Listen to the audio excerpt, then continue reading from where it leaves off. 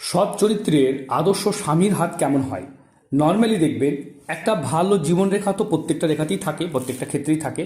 এরকম একটা ভালো জীবনরেখা থাকবে এবং একটা মস্তিষ্ক রেখাটা খুব সোজাভাবে এইভাবে চলে আসবে, সোজা সবটা মানুষ হবে।